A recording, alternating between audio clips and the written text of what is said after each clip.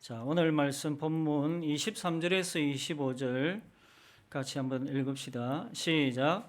유월절에 예수께서 예루살렘에 계시니 많은 사람이 그의 행하시는 표적을 보고 그의 이름을 믿었으나 예수는 그의 몸을 그들에게 의탁하지 아니하셨으니 이는 친히 모든 사람을 아심이요 또 사람에 대하여 누구의 증언도 받으실 필요가 없었으니 이는 그가 친히 사람의 속에 있는 것을 아셨음이니라. 아멘. 6월절에 예수님이 이 베들레헴 예루살렘에 올라가셨는데 거기에서 많은 표적들을 나타내셨어요. 표적. 이것은 예수님이 그리스도다, 예수님이 메시아다 하는 사실을 알려주는 기적을 말하지요.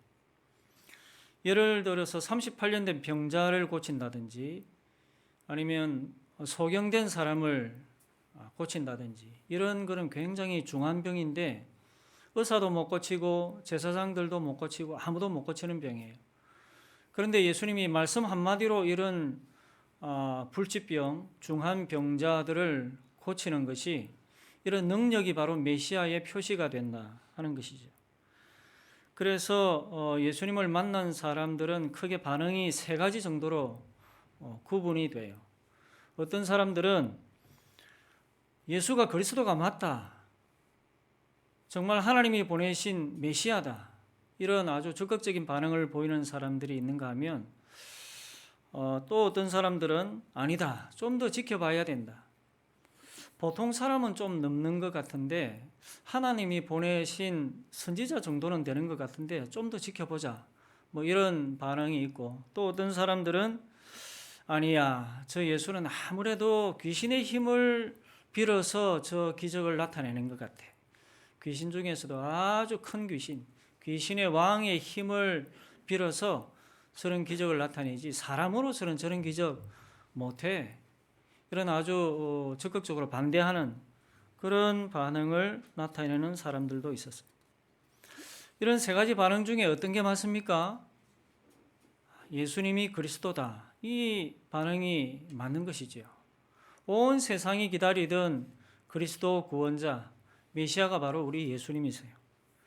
그런데 이런 분명하고 확실한 믿음까지는 그 당시 유대인들이 가는 사람들이 많이 없었다 하더라도 예수님이 선지자다, 하나님이 보내신 선생이다, 뭐 이 정도의 믿음 정도는 많은 사람들이 가지게 됐어요. 이 사람들의 그 심리 상태를 보면 거의 마음이 이제 열린 것이죠. 이 정도 되면 예수님을 향해서 마음이 많이 열린 겁니다.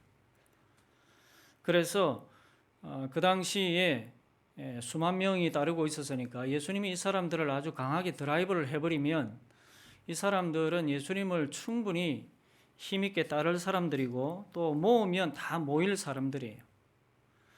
그런데 예수님은 이 사람들을 모으지 않았어요. 자기를 따르는 사람들을 모아서 뭐 이 세력을 만든다든지 또 정치 조직을 만든다든지 당파를 만들지 않았습니다. 요즘 우리나라 이제 대통령 선거 분위기로 이제 넘어가는 것 같은데 이 대선 주자들 보면 굉장히 바빠요. 얼마나 자기 세력 만들려고 바쁘게 돌아다니는지 몰라요.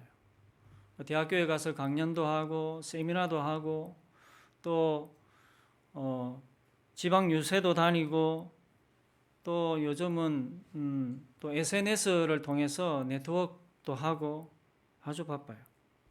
이런 일을 하면서 자기 생각도 나누고 또 사람들의 생각도 듣고 하면서 정책을 만들어 나가는데 이건 좋은 일이죠. 법의 테두리 안에서 법에 합당하게 자기 세력을 형성해 나가는 것은 좋은 일이에요. 하지만 예수님은 이런 일을 하지 않으셨다는 거예요. 좋은 일을 하지 않았다는 말이 아니고 사람들을 동원하지 않았다는 거예요. 예수님은 자기를 따르는 사람들을 한데 모아서 집결시켜서 그 힘으로 로마를 물리치지 않았습니다.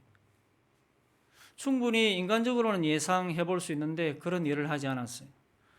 그리고 또 그 로마에 빌붙어서 살아가는 사람들이 많았거든요. 특별히 사두개인들, 이 제사장들이 전부 다 사두개인들입니다. 이 사람들을 정말 쓸어버리고 이 이스라엘, 그 압제 속에 있는 이스라엘을 자유독립국가로 해방시키지도 않았어요. 예수님 정도라면 이런 일을 할 수 있는데 이런 일도 하지 않았어요. 그 이유가 뭐라고 하는가? 24절, 25절에 예수는 그의 몸을 그들에게 의탁하지 아니하셨으니 이는 친히 모든 사람을 아심이요 또 사람에 대하여 누구의 증언도 받으실 필요가 없었으니 이는 그가 친히 사람의 속에 있는 것을 아셨음이니라. 예수님은 사람이 어떤 존재인지 다 알고 계셨기 때문에 그 사람에게 자기를 맡기지 않았다는 거예요. 사람을 의지하지 않았다. 사람에게 기대서 일하지 않았다 하는 겁니다. 이것은 자기의 길을 뚜벅뚜벅 혼자 걸어가셨다 하는 것이죠. 하나님이 원하시는 길, 하나님이 예수님에게 주신 그 길을 혼자서 묵묵히 걸어가셨다. 이런 말입니다.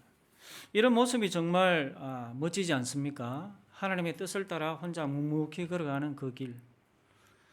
우리나라에 공지영이라는 여자 소설가가 있죠. 이 사람이 아주 반기독교적이기 때문에 개인적으로는 좋아하지 않지만은 이 사람이 90년대에 소설을 하나 썼는데 그 소설 제목이 아주 특이해요. 무소의 뿔처럼 혼자서 가라. 이런 소설이 있는데 그 내용은 이제 이 여성이 우리나라 사회에서나 가정에서 억압받고 핍박받는 그런 환경 속에서 무소의 뿔처럼 혼자서 가라. 여권 신장 쪽에 그런 내용인데 여기에 나오는 멋진 말이 있어요. 이게 다 이제 불교 경전에서 나오는 말이긴 한데 소리에 놀라지 않는 사자처럼 혼자서 가라. 그물에 걸리지 않는 바람처럼 혼자서 가라. 정말 멋지지 않습니까? 또 흙탕물에 더럽혀지지 않는 연꽃처럼 혼자서 가라. 무소의 뿔처럼 혼자서 가라. 이런 내용이 있어요.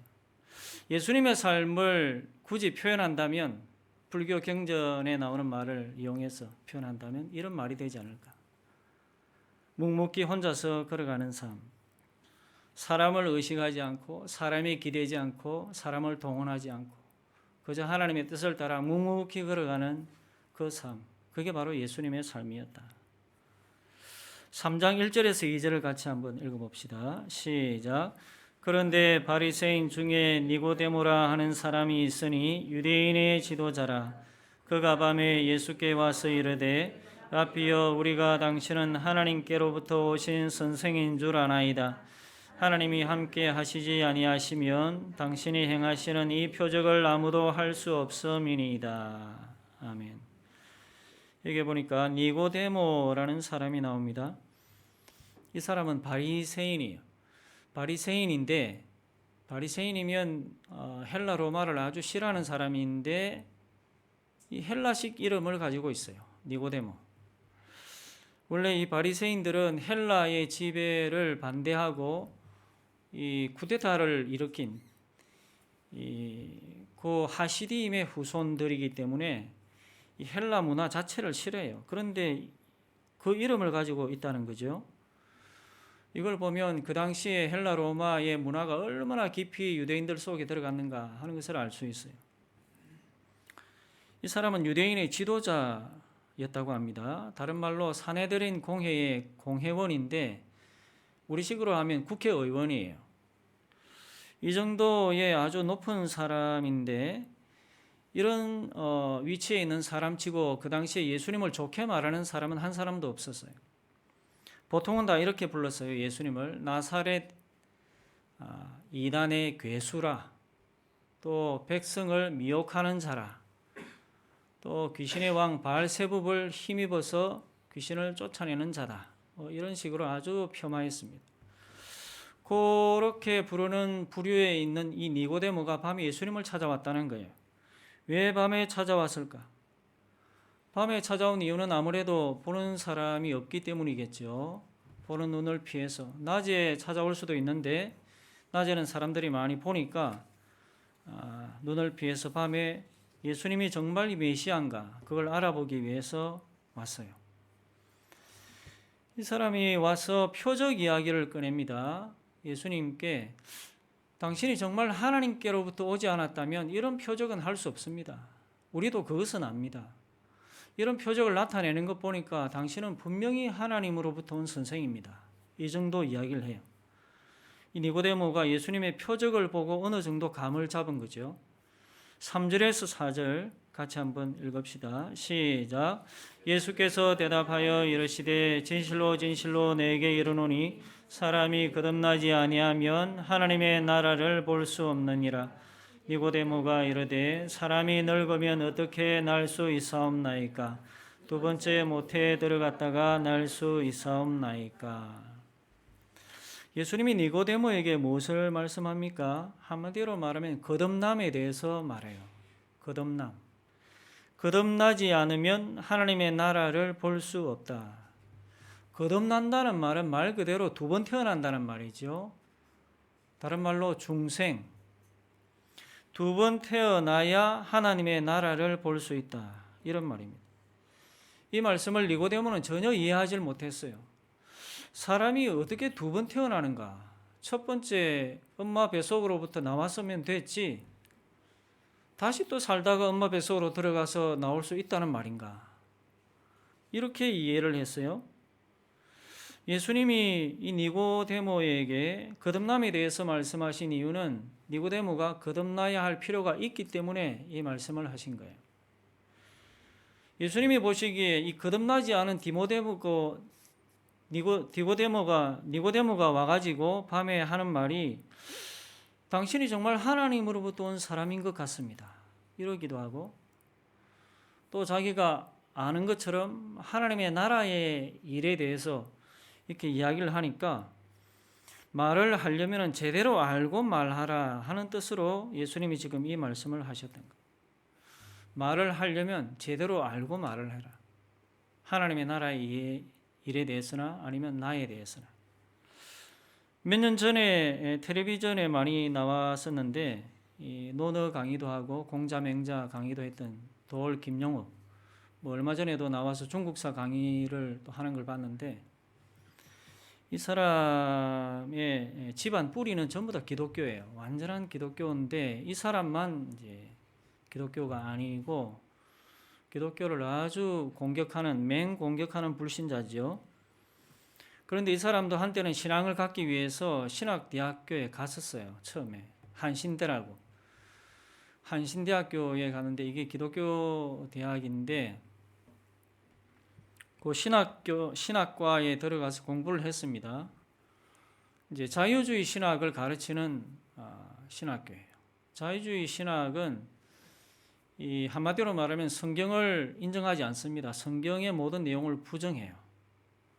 그러니까 예를 들어서 창세기에 나오는 창조 이야기, 그 다음에 뭐 타락 이야기, 선악과 이야기, 노아 이야기, 뭐 홍수 이런 모든 이야기들을 다 사람이 지어낸 걸로 지어낸 이야기라고 생각하고 또 가르쳐요. 그걸 어떻게 가르치는지는 모르겠는데 아무튼 이 사람들에게 교훈을 주기 위해서 고대 유대인들이 특별히 바벨론 포로 시대의 유대인들이 만들어낸 이야기다. 이렇게 이야기를 합니다. 그래서 이 돌 김용욱이 한신대학교 가가지고 자기 나름대로 성경도 읽고 신학책도 쭉 읽으면서 머리는 있으니까 결론을 자기가 내리게 됐는데 4년 다 마치기도 전에 자기가 결론을 딱 내려보니까 예수는 가짜다. 예수는 사생아다. 엄마 마리아가 그 당시 로마 군인에게 겁탈을 당해서 생긴 사생아다. 이런 결론을 자기가 내린 거예요. 어떻게 그런 결론이 나올까? 자유주의 신학 책을 읽었으니까. 이 독일의 자유주의 신학자들, 미국의 자유주의 신학자들 전부 다 그 결론을 가지고 성경을 읽고 또 목회도 하고 그래요. 어처구니 없는 이런 결론을 자기가 내리고 신학교도 그만뒀습니다. 자퇴했어요.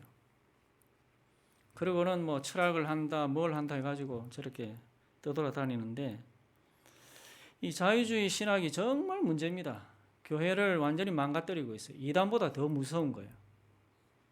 버젓이 교회의 이름으로, 신학의 이름으로 행세를 하면서도 교회를 완전히 무너뜨려요. 이 자유주의 신학이 독일에서 처음에 태어나서 미국에서 꽃을 피우고 그 열매를 우리 한국 교회가 지금 다 따먹고 있습니다. 계속 무너지고 있어요.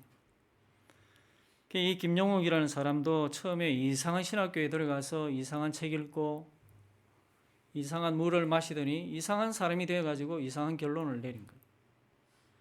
그래 방송에 나와가지고 기독교에 대해서 강의한다, 뭐 요한복음 강의한다 그렇게 하는데 들어보면 정말 듣지도 못해요. 얼마나 가관인지. 그걸 보면서 말을 하려면 제대로 알고 말을 해야 되는데 그런 생각이 듭니다.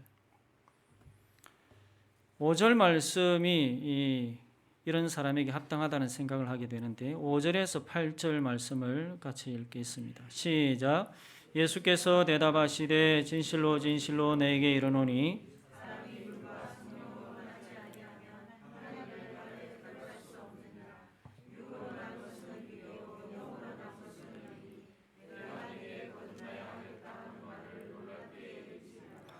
바람이 임의로 불매 내가 그 소리는 들어도 어디서 와서 어디로 가는지 알지 못하나니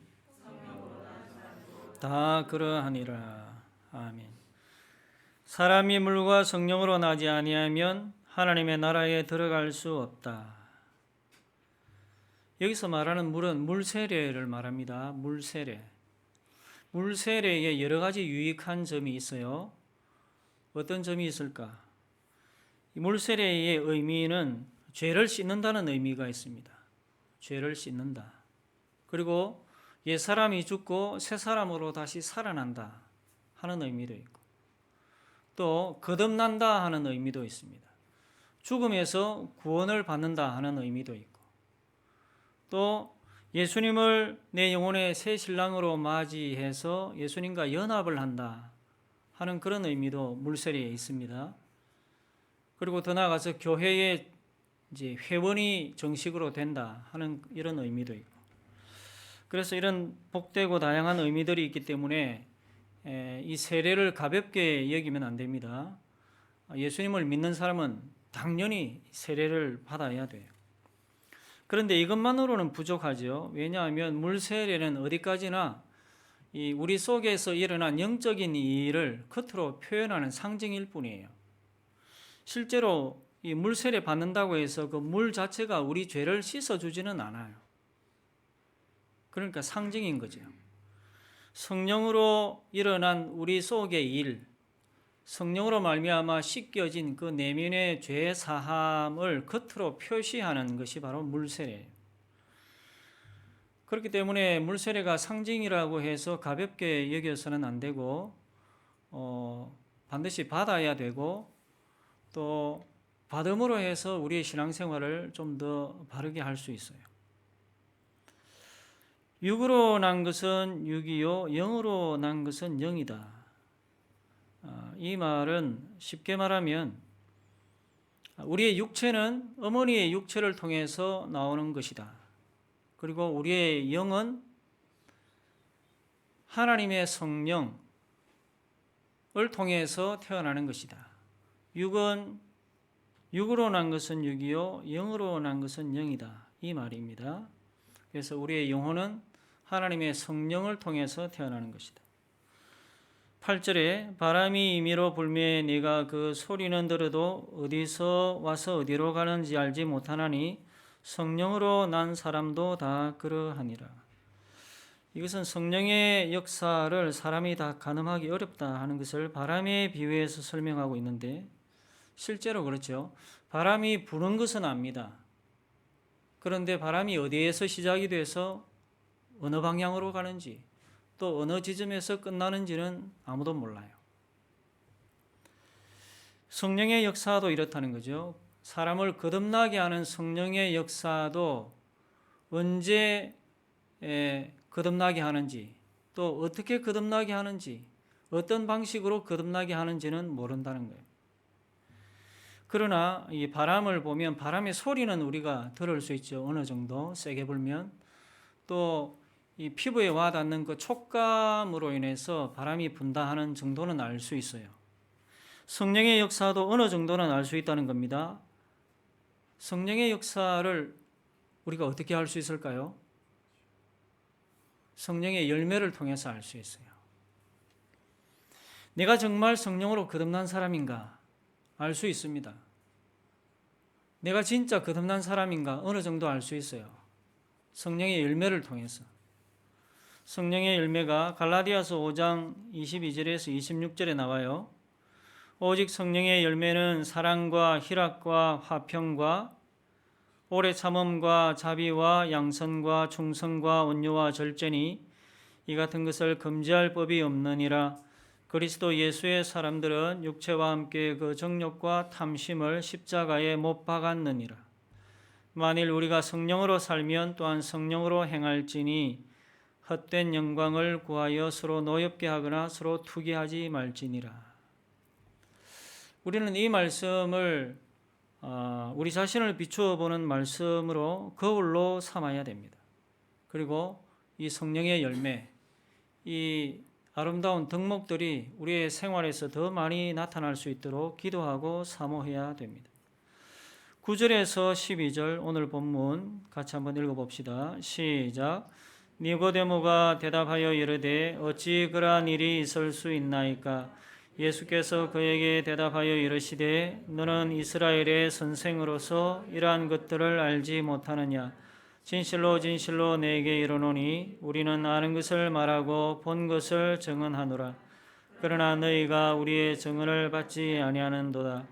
내가 땅의 일을 말하여도 너희가 믿지 아니하거든 하물며 하늘의 일을 말하면 어떻게 믿겠느냐. 여기 보면 11절 뒤편에 보면 너희가 우리의 증언을 받지 아니하는도다 이 말이 나오죠. 여기에서 예수님이 우리라고 표현해요. 우리의 증언을 받지 않는다. 여기서 말하는 우리는 예수님과 제자들을 말하는 게 아니고 예수님과 선지자들을 말하는 거예요. 구약시대에 하나님의 말씀을 전했던 선지자들. 예수님도 선지자의 한 분으로 오신 것이죠. 그래서 예수님과 선지자들이 말한 것을 이스라엘이 지금도 듣지 않고 있다. 이 말이고 또 12절에 내가 땅의 일을 말하여도 너희가 믿지 아니하거든 이 말이 나오는데 땅의 일이 무엇인가? 이것은 성령으로 거듭나는 것. 조금 전에 앞에서 이야기했던 성령으로 거듭나는 것. 이게 땅에서 일어나는 일이죠. 그리고 하물며 하늘의 일을 말하면 어떻게 믿겠느냐? 하늘의 일은 무엇인가? 이것은 하나님이 이 세상을 구원하시기 위해서 행하시는 일. 이제 13절 이하에 나오는 말씀을 말하는 거예요. 13절에서 16절 같이 읽어봅시다. 시작. 하늘에서 내려온 자 곧 인자 외에는 하늘에 올라간 자가 없느니라.